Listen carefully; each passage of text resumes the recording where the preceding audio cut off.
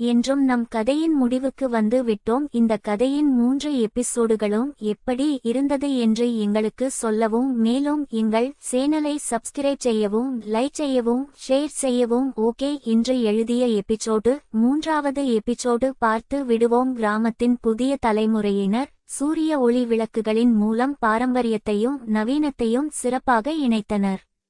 இந்த மாற்றம் கிராமத்திற்கு புதிய அடையாளம் சேர்த்தது. சுற்றுச்சூழலை காக்கும் இந்த முயற்சி அருகிலுள்ள பிற கிராமங்களுக்கும் ஒரு முன்மாதிரியாக அமைந்தது. லியாமும் மாயாவும் தங்கள் கடைசி காலத்தை அமைதியாக கழித்தனர். அவர்கள் பார்த்த பிள்ளைகள் மற்றும் பேரப்பிள்ளைகள் கிராமத்தை இன்னும் மேம்படுத்தும் பணியில் ஈடுபட்டனர். ஒளியின் கிராமம் இப்போது சுயமாக நிற்கும் திறன் பெற்றிருந்தது. ஒரு நாள் கிராமத்தின் மைய மைதானத்தில் ஒரு பெரிய கூட்டம் கூடியது. சிறு எலியா தன் மகனிடம் கிராமத்தின் பொறுப்பை ஒப்படைத்தான். இந்த விளக்கை பாதுகா, இது நம் நம்பிக்கையின் சின்னம் என்று கூறி எலியாவின் பழைய விளக்கை அவனிடம் கொடுத்தான். அந்த இளம் தலைவன் விளக்கை உயரத்தில் ஏந்தி காட்டினான். இந்த ஒளி எப்போதும் எரியும், நாம் அனைவரும் இணைந்து வாழ்வோம் என்று உறுதிமொழி அளித்தான்.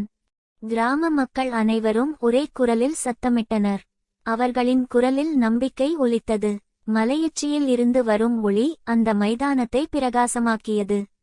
அன்று இரவு ஒளித் திருவிழா சிறப்பாக நடந்தேறியது. கிராமம் முழுவதும் விளக்குகள் ஏற்றப்பட்டன. பாட்டும் நடனமும் நடந்தன. ஒவ்வொருவரின் முகத்திலும் மகிழ்ச்சி பிரகாசித்தது. லியாம் தன் வீட்டு சன்னலில் நின்று கொண்டு இந்த காட்சியை பார்த்தான். அவன் கண்கள் நீரால் நிறைந்தன. எலியா, நீ சொன்னது போல ஒளி எப்போதும் வெல்லும் என்று மனதிற்குள் சொல்லிக் கொண்டான். மாயா அவனை நெருங்கி, நமது கிராமம் பாதுகாப்பாக இருக்கிறது, நமது பிள்ளைகள் இதை காப்பாற்றுவார்கள் என்று சொன்னாள். லியாம் அவள் கையை பிடித்தான். ஆம், நமது பணி முடிந்தது, இனி நாம் அமைதியாக இருக்கலாம். அவர்கள் இருவரும் அந்த ஒளி நிரம்பிய இரவை அனுபவித்தனர். அவர்களின் இதயங்கள் நிறைவால் நிரம்பின. மறுநாள் காலை கிராமம் மீண்டும் அன்றாட பணிகளில் ஈடுபட்டது.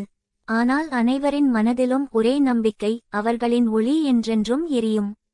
மலையுச்சியில் எலியாவின் நினைவு மண்டபத்தில் அந்த சிறிய விளக்கு இன்னும் எரிந்து கொண்டிருந்தது. அதன் ஒளி சூரிய ஒளியை விட பிரகாசமாக இருந்தது. அது கிராமத்தின் துவக்கத்தையும் வளர்ச்சியையும் வெற்றியையும் சொல்லிக் கொண்டிருந்தது. கீழே மனிதர்கள் தங்கள் வாழ்க்கையை நடத்தி கொண்டிருந்தனர். ஒவ்வொருவரும் தங்கள் வழியில் ஒளியாக மாறினர். அவர்களின் அன்பும் ஒற்றுமையும் கிராமத்தை என்றென்றும் பாதுகாக்கும். இப்படியாக ஒளியின் கிராமத்தின் கதை முடிவடைகிறது. ஒளி எப்போதும் வெல்லும், இருள் எப்போதும் தோற்கும். இதுவே வாழ்க்கையின் அழகான பாடம். கதை முடிவு.